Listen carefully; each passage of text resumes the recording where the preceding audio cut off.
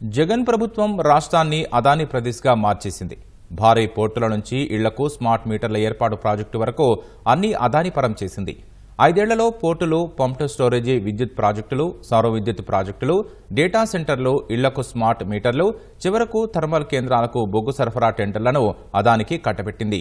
మరో గుత్తేదారు లేరన్నట్లుగా 5 ఏళ్లలో 2,76,333 కోట్ల రూపాయల విలువైన ప్రాజెక్టులు అప్పగించింది. ఈ స్థాయిలో ప్రాజెక్టులు కట్టబెట్టడం వెనుక ఉన్న జగన్ అదానీ రహస్య బంధంపై ఆరోపణలు ఉన్నాయి. తాజాగా భారీ మొత్తంలో ముడుపులు అందాయన్నది వాస్తవమేనని తేలింది. అదానీ సంస్థకు భారీ ప్రాజెక్టులను కట్టబెట్టడం వెనుక జగన్ తన నైజాన్ని చూపారు.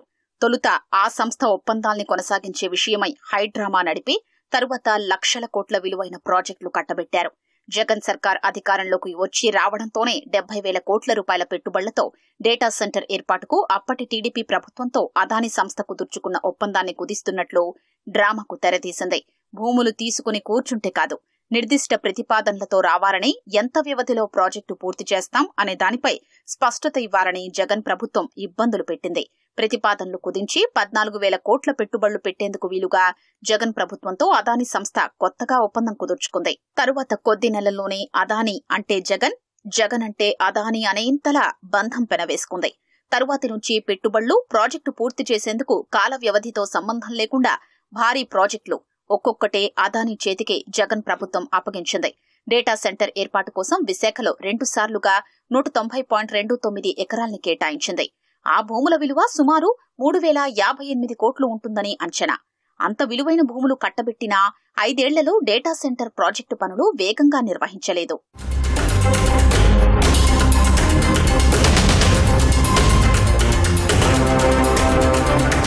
ఇంధన రంగంలో పెట్టుబడులు పెడతామంటూ అదానీ దరఖాస్తు చేయడమే ఆలస్యమన్నట్లు పంప్డ్ స్టోరేజీ విద్యుత్ ప్రాజెక్టుల ఏర్పాటుకు అవసరమైన భూముల కేటాయింపుల్ని జగన్ ప్రభుత్వం చకచకా పూర్తి చేసింది. అదానికి మేలు చేయడానికి ఒక్క రోజులోనే సెకీ ద్వారా 7,000 మెగావాట్ల సౌర విద్యుత్ కొనుగోలు ఒప్పందాన్ని చేసుకున్నట్లే 3,700 మెగావాట్ల పంప్డ్ స్టోరేజీ ప్రాజెక్టులు కట్టబెట్టింది. రాష్ట్రంలో 10,000 మెగావాట్ల సౌర విద్యుత్ ప్రాజెక్టుల ఏర్పాటుకు దావోస్ వెళ్లి ఒప్పందాన్ని కుదుర్చుకుంది. 5 ఏళ్లలో ఒక్క ప్రాజెక్టును అదానీ సంస్థ ప్రారంభించలేదు.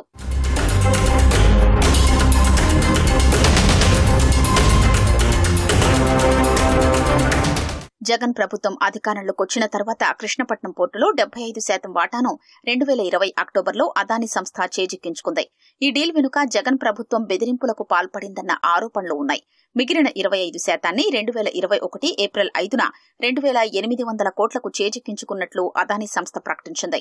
గంగవరం పోర్టు లిమిటెడ్ కోసం విశాఖ ఉక్కు ప్లాంటుకు చెందిన 2,800 ఎకరాలు కేటాయించింది. డివిఎస్ రాజు విండీ లేక్ సైడ్ ఇన్వెస్ట్మెంట్ కు 89.6% వాటా భూములు కేటాయించినందుకు ప్రభుత్వానికి 10.4% వాటా ఉండేలా కన్సార్షియాన్ని ఏర్పాటు చేశారు. జగన్ ప్రభుత్వం అధికారంలోకి వచ్చిన తర్వాత డివిఎస్ రాజును బెదిరించినట్లు ఆరోపణలు ఉన్నాయి. తర్వాత రాష్ట్ర ప్రభుత్వానికున్న 10.4% ఈక్విటీని 645 కోట్లకు అదానీ సంస్థకు ప్రభుత్వం విక్రయించింది. ఈ మొత్తాన్ని రామాయపట్నం, మచిలీపట్నం, భావనపాడు పోర్టుల అభివృద్ధికి ఈక్విటీ కింద వినియోగిస్తామని పేర్కొంది. దీనివల్ల ఆదాయాన్ని ప్రభుత్వ ఖజానాకు దక్కకుండా చేసింది.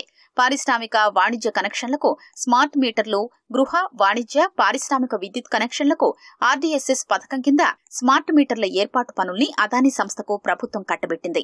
ఈ పనుల టెండర్లకు అదానీ, షిరిడి సాయి ఎలక్ట్రికల్స్ మాత్రమే బిడ్లు దాఖలు చేశాయి. L1 గా నిలిచిన అదానీ సంస్థకు ప్రాజెక్టును జగన్ ప్రభుత్వం కట్టబెట్టింది.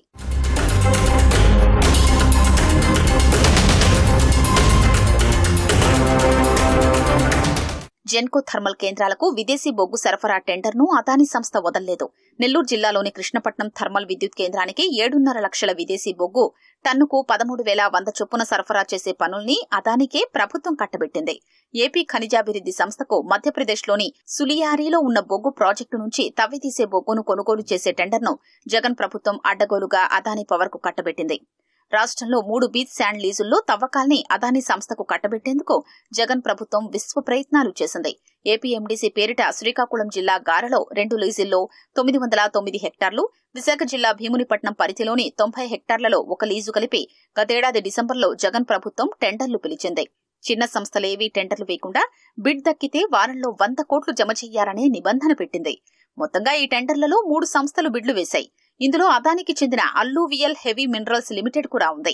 ఈ టెండర్లపై విశాఖకు చెందిన ఒకరు హైకోర్టులో పిలివేయడంతో టెండర్ల ప్రక్రియ ఆగింది.